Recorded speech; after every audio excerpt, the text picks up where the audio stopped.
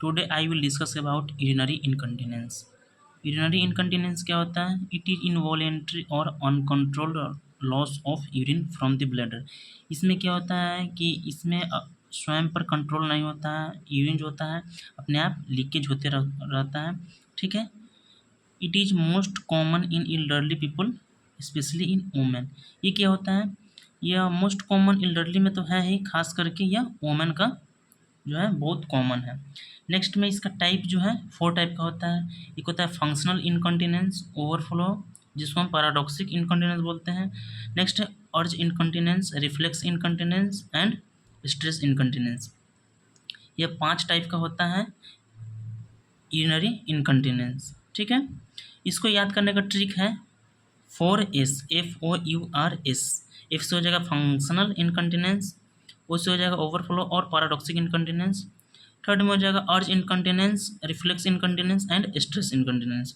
Next है etiology, किस वजह से यूरिनरी इनकॉन्टिनेंस होने को देखने को हमें मिलता है।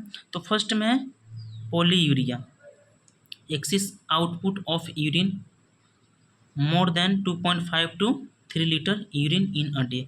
इसमें क्या होता है? पॉलीयूरिया, इसका मीनिंग है एक्सिस यूरिन का आउटपुट हो जाना। कितना?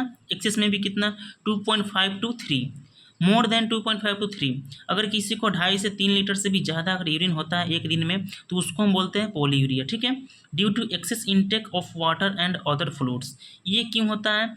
जब हम एक्सेस वाटर ले लेते हैं, फ्लूइड ले लेते हैं, तो इसकी वजह से हो सकता है। एंड डायबिटीज मेलाइटस की वजह से हो सकता है। Primary polydipsia, nephrogenic diabetes insipidus, इसमें डायबिटीज मेलाइटिस मीन्स शुगर का पेशेंट है तो, उसके बाद में पेशेंट है या उसको प्रॉब्लम है तो।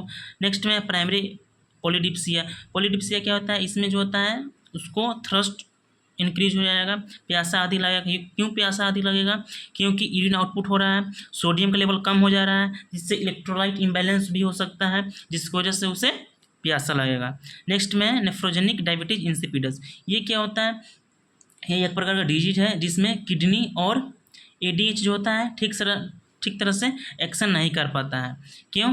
क्योंकि इसमें होता है एंटी डायूरेटिक हार्मोन, एडीएच जो होता है वो ठीक तरह से काम नहीं कर पाता है, जिसकी वजह से यूरिन का आउटपुट होते ही रहता है। ठीक है। नेक्स्ट में है primary polydipsia, excess intake of water known as polydipsia. ठीक है। जिसमें कि क्या होता है?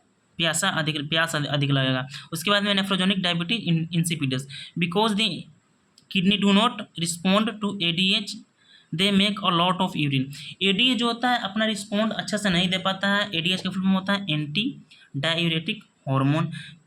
एंटी डायूरेटिक हार्मोन जो हार्मोन जो होता है डायूरेटिक मीन्स 2 टाइम्स यूरिन, तो उसका वह ब्लॉक कर देता है। एंटी एंटी मीन्स उसका अपोजिट काम करता है। जो डायूरेटिक होता है 2 बार यूरिन अगर कराता है या 2 बार से अधिक, तो उसको वो ब्लॉक कर देता है, एंटी कर देता है, अपोजिट कर देता है। ठीक है। उसके बाद में enlarge prostate is most common cause of incontinence in men after the age of 40। जो प्रोस्टेट ग्लैंड होता है उसका अगर इनलार्जमेंट हो जाए, ठीक है, जैसे कि प्रोस्टेट ग्लैंड है, ठीक है, यूरेथ्रा है, इसका और अधिक हो जाएगा अगर इतना बड़ा, ठीक है, तो इसमें क्या होता है? उसको ऑब्स्ट्रक्शन क्रिएट कर देगा, जिसकी वजह से जो यूरिन का फ्लो रेट है वो प्रॉपर वे में नहीं हो पाएगा और इनकंटिनेंस हो जाएगा, यानी कि रुक रुक कर बूंद बूंद करके होगा। नेक्स्ट में disorder like spina bifida, stroke, spinal cord injury, Parkinson's disease and multiple sclerosis. इसमें क्या होता है? स्पाइनल बिफिडा जो लंबर जो वर्टिब्रा होता है वहाँ पे क्या होता है? स्पाइनल कॉर्ड ये है, ठीक है, और यहाँ पे इस तरह का सिस्ट टाइप का आ जाता है, जिसमें क्या होता है? इसमें नर्व चला जाता है, सी से फ्लूइड चल जाता है, ठीक है, जिसकी वजह से वहाँ पे नर्व प्रॉपर में फंक्शन नहीं कर पाता है। नेक्स्ट में स्ट्रोक मीन्स ब्लड वेसल्स में, ब्रेन के ब्लड वेसल्स में क्या होगा? वहाँ पे क्लॉटिंग क्रिएट हो जाएगा और वो क्लॉटिंग उसी में मूव करते रहेगा, जिसकी वजह से वह उसमें ऑब्स्ट्रक्शन क्रिएट कर देगा, ठीक है, जिसकी वजह से प्रॉपर वे में सर्कुलेट नहीं हो पाएगा। स्पाइनल कॉर्ड इंजरी हो सकता है। उसके बाद में है पार्किंसंस डिजीज। इसमें क्या होता है? विटामिन B12 का डिफिशियंसी हो जाता है and multiple sclerosis. Multiple sclerosis क्या होता है?